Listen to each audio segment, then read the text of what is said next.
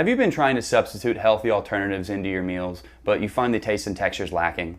Hi, I'm Dr. Brett Summers with Hood Chiropractic. Welcome to another week of Health First Friday. Hopefully by now you've all stocked your fridges with some organic produce and meats, but what I'm going to do today is tell you how to use them and substitute out other foods, because not all foods are created equal. Some are healthier than others, as you can tell. One thing I want to add before we start is I've been not mentioning farmers markets this whole time, and that's really because I haven't been able to go to any of the ones in my area. They've all been closed. But make no mistake, farmers markets are bar none the very best place to get your organic produce and even seafoods.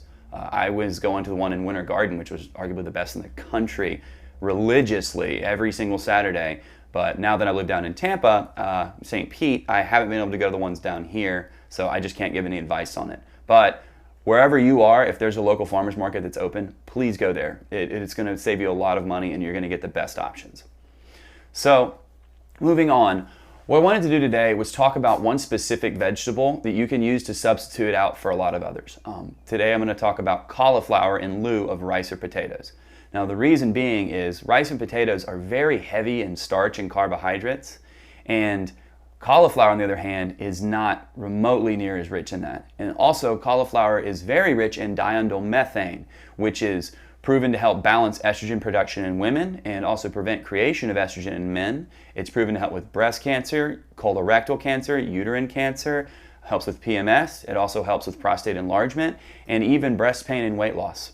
So there's a lot of healthy benefits from cauliflower in lieu of rice and potatoes. But also, cauliflower is it's a very flexible vegetable. You can actually use it and change its texture up to match that of something like rice or potatoes. So I'm going to show you what I do to do that. Now, I'll start with rice first.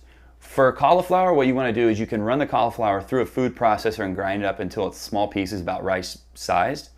Or you can just go to the store and buy it frozen riced. It's not going to be as good, obviously, if you grind up an organic whole stalk of cauliflower. But what I then do to get the texture right is I boil it pretty vigorously, bring it to a rolling boil, throw it in for about 7 minutes, 8 minutes. With cauliflower, it's not going to change in size like rice. Rice swells up, obviously. So with cauliflower, you want to divvy it out as if it's a fully cooked portion already. So you boil that, then you strain it very heavily. And then what I do is I season it right there, and then I throw it back in and just, that's it. With potatoes, however, you want to do it a little differently. I take whole florets of cauliflower, I boil them, again, for a very long time, and then I strain it, and then what I do is I run it through a ricer, or you can put it in a food processor. If you do it in a processor, it's going to come out as the creamiest mashed potatoes you've ever had in your life. I can guarantee that. But also, if you do what I do and I rice it, when you push it through, it's going to be shooting water like crazy. So what I do is I rice it onto either a bed of paper towels, or I re-strain it after I've riced it again.